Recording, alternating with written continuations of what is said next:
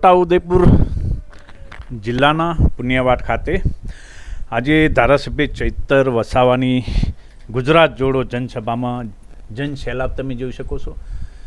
કોઈ સરકારી મશીનરીનો ઉપયોગ નથી કરવામાં આવ્યો, કોઈ લાલચ નથી આપવામાં આવી. સ્વયંભૂ પબ્લિકનો સૈલાબ ઉમટી પડ્યો છે. આ સભામાં ભાજપ શાસનના 30 વર્ષના જે શાસનમાં કૌભાંડો થયા છે એ બાબતની જનતા સમક્ષ પુનઃ ઉજાગર કરવામાં આવી અને જનતાનો જે ઉત્સાહ છે તેના પરથી અનુમાન લગાવી શકાય છે કે આવનાર સમયમાં ચૂંટણીનો રંગ કેવો રહેશે, ગુજરાતમાં ચૂંટણીનો માહોલ કેવો રહેશે અને કોનું પલડું ભારે રહેશે. 600 કરોડ રૂપિયા 60,000 વિદ્યાર્થીઓને ત્યારે આ વિસ્તારમાં શિક્ષકોની વાત હોય, રોડ રસ્તાની વાત હોય, આ વિસ્તારમાં દવાખાનામાં પૂરતા ડોક્ટરોની વાત હોય કે સાધનોની વાત હોય, આ વિસ્તારમાં કોઈ કબાડોની વાત હોય, દરેક વખતે અમે સરકારની અમારે રોડ પર ચાલીને પદયાત્રાઓ કરવી પડે તો પદયાત્રા કરીને બતાવ્યું છે. અમે રોડ પર ધરણા દેવા પડે તો ધરણા દીધા છે, ભૂખ હડતાલ કરવી પડે તો ભૂખ હડતાલ કરી છે. પેપરો ફૂટે જ્યારે સરકારને અમે બતાવ્યા છે. આ બધું જ્યારે સરકારને અમે બતાવીએ છીએ ત્યારે સરકારને આ ગમતું નથી. સરકાર એવું કહે છે કે અમારી 30 વર્ષની સરકાર, અમારું તંત્ર, અમારી પોલીસ, અમારી ફોજ, 162 અમારા ધારાસભ્ય અને આ હમણાંના ધારાસભ્ય ચૈતર વસાવા, એમના મિત્ર યુવરાજસિંહ જાડેજા, આમ આદમી પાર્ટીના આગેવાનો કેમ અમારી સાથે ચેલેન્જ કરે? એમણે તમે જોયું હશે કે મારા પર આખો ને આખો ખોટો કેસ આખો ઉભો કર્યો. આખો કેસ ઉભો કરવામાં આવ્યો. એટીવીટીની યોજનાઓ આવે, ગુજરાત પેટર્નની યોજનાઓ આવે, વિકાસશીલની યોજનાઓ આવે, બધામાં કરોડો રૂપિયાની ગ્રાન્ટ આવે. ત્યારે એમના ભાજપના નેતાઓ, એમના મળતિયા, એમના કોન્ટ્રાક્ટરો, એનજીઓ બારોબાર એમના પ્રભારી મંત્રીઓને સાથે રાખીને આયોજન કરે અને ખાઈ જાય. ત્યારે મેં ત્યાં વિરોધ કર્યો. મેં કીધું એટીવીટીમાં ચૂંટાયેલા પ્રતિનિધિઓ જ આયોજન કરશે, કોઈ બહારના કોન્ટ્રાક્ટરોને આમાં અમે બેસવા નહીં દઈએ. બસ આટલી વાતમાં એ લોકોએ મારું આયોજન કરી નાખ્યું. ઘણી ટાઈમથી મારી રાહ જોઈને બેઠા હતા અને તે દિવસે મને એ લોકોએ ફસાવી લીધો. તમે જોયું હશે ઓફિસમાંથી જ્યારે હું જેવો બહાર નીકળ્યો, ભાજપના સાંસદ અને મનસુખ વસાવા આખું ટોળું લઈને આવી ગયા.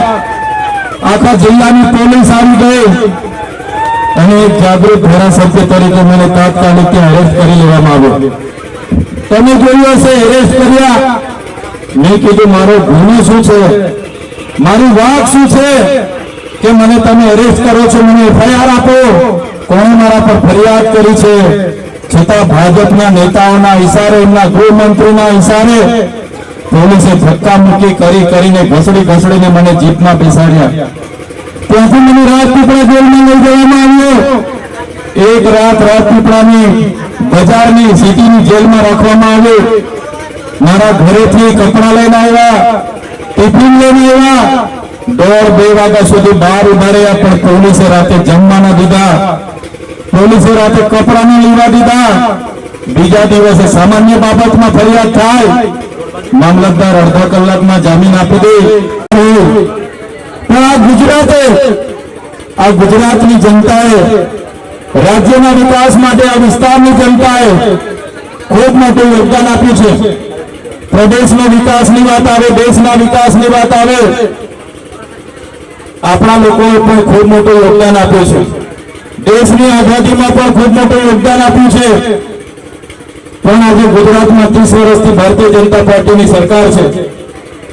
આજે ભારતીય જનતા પાર્ટીની 30 વર્ષથી સરકાર હોવા છતાં આજે વિદ્યાર્થીઓ પોતાની સ્કોલરશીપ માટે આંદોલનો કરે, આજે ટેટ પાસ ઉમેદવારો શિક્ષકોની કાયમી ભરતીઓ માટે આંદોલનો કરે, આજે આંગણવાડી વર્કરો આંદોલન કરે, આજે આશા વર્કરો આંદોલન કરે, આજે પોલીસ અધિકારીઓ આંદોલન કરે,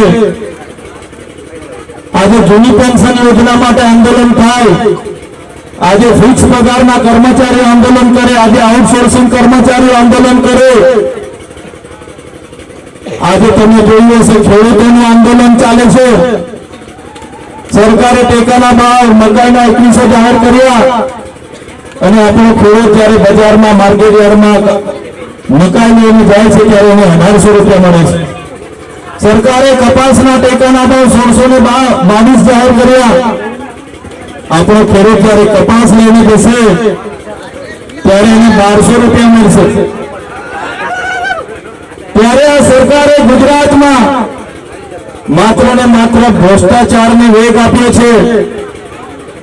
તમે જોયું હશે ભ્રષ્ટાચાર પંચમહાલમાં આપણા પંચમહાલ જિલ્લાના ભાજપના જિલ્લા પ્રમુખે પણ આ તાલુકાઓમાં જાંબુઘોડા તાલુકાઓમાં કરોડોનો પણ અબજો રૂપિયાનો ભ્રષ્ટાચાર કર્યો છે. અને વિધાનસભામાં મનરેગા યોજનામાં થયેલા બજેટ સત્રમાં મનરેગા યોજનામાં બચુભાઈ ખાબડ અને એમના પુત્રોએ કરેલા ભ્રષ્ટાચારની વાત મૂકી ત્યારે ભારતીય જનતા પાર્ટીના ધારાસભ્ય અને સાંસદોએ કીધું આ તો ચૈતર વસાવા સ્ટન્ટ કરે છે. મેં સરકારને ત્યારે ચેલેન્જ આપી, તમે એક એક જિલ્લાનો મનરેગાના પૈસા ક્યાં જમા થાય છે, એજન્સી કોની છે એની તપાસ કરશો તો તમામ જિલ્લાઓમાં ભાજપના જિલ્લા પ્રમુખો અને ધારાસભ્ય અને સાંસદોના નામ આવશે.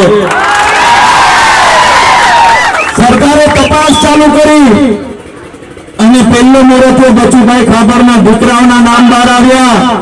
પંચમહાલમાં પણ ભારતીય જનતા પાર્ટીના જિલ્લાના પ્રમુખનું નામ આવવાનું હતું. ભરૂચ હોય કે નર્મદા હોય ભારતીય જનતા પાર્ટીના ધારાસભ્ય અને સાંસદોના નામ આવવાના હતા એટલે તપાસ બંધ કરી દીધી. મહીસાગરથી શરૂઆત કરી તપાસની.